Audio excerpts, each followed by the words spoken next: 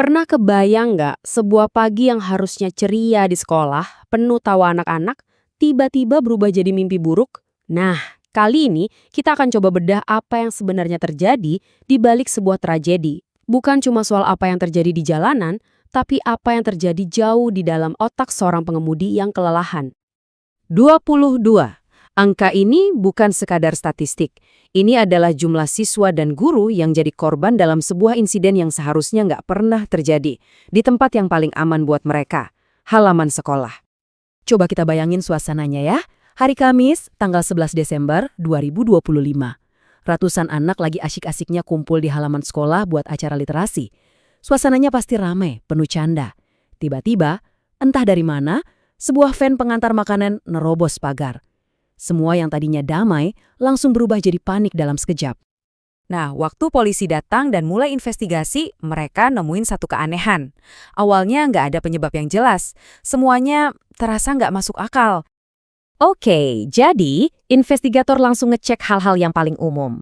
Kondisi mobil sempurna, masih model baru, sistem rem berfungsi normal. Pengemudinya kita sebut saja AI ya, dites alkohol dan narkoba, hasilnya negatif. Jadi, penyebab resminya cuma satu, human error atau kelalaian manusia. Tapi, sebentar, apa sih arti kelalaian manusia ini sebenarnya? Di balik label yang simpel itu ada cerita yang jauh lebih dalam. Apa yang sebenarnya terjadi di dalam kepala si pengemudi? Ini nih yang jadi pertanyaan besarnya, kenapa? Kenapa ada orang yang niatnya mau ngerem, tapi malah nginjek gas? Aneh banget kan? Kok bisa kebalik gitu? Jelas banget kan kontradiksinya? Niatnya mau berhenti, tapi yang dilakuin malah ngegas.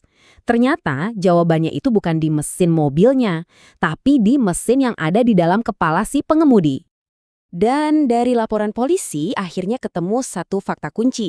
Ternyata si pengemudi ini baru tidur jam 4 pagi dan harus bangun lagi jam setengah 6 pagi buat kerja. Coba bayangin, itu artinya dia cuma tidur 90 menit. 90 menit. Kondisi kayak gini jelas bikin dia sama sekali nggak fit buat nyetir.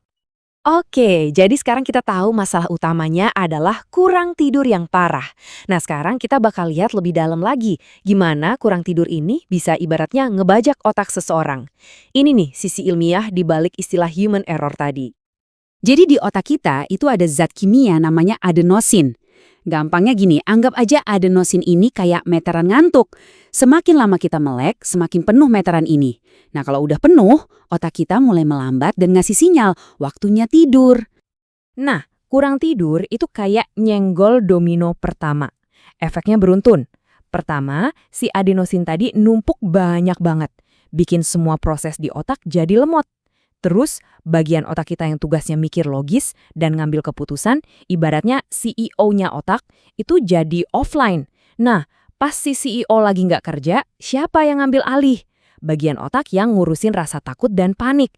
Jadi, otaknya dikendalikan sama kepanikan. Disinilah titik terangnya. Waktu otak lagi capek dan panik, dia akan milih jalan yang paling gampang, yang paling otomatis. Mikir buat ngangkat kaki, terus pindah ke rem, itu kan butuh proses, lebih kompleks. Jadi, otak si AI ini ngambil jalan pintas. Dia ngelakuin gerakan yang paling sering dilatih, yang paling refleks, neken pedal yang ada di bawah kakinya saat itu. Dan sayangnya, itu adalah pedal gas. Tapi ceritanya nggak berhenti di situ. Bukan cuma soal reaksi yang lambat atau salah injek pedal. Ada hal lain yang lebih menyeramkan yang bisa terjadi di otak orang ngantuk bahkan saat matanya masih melek. Pernah dengar istilah microsleep atau tidur lokal? Ini bukan pingsan ya, tapi ini adalah kondisi di mana sebagian kecil dari otak kita itu mati suri selama beberapa detik. Padahal kita ngerasa masih sadar dan melek. Ini yang ngejelasin kenapa sering banget kecelakaan karena ngantuk, itu nggak ada bekas remnya.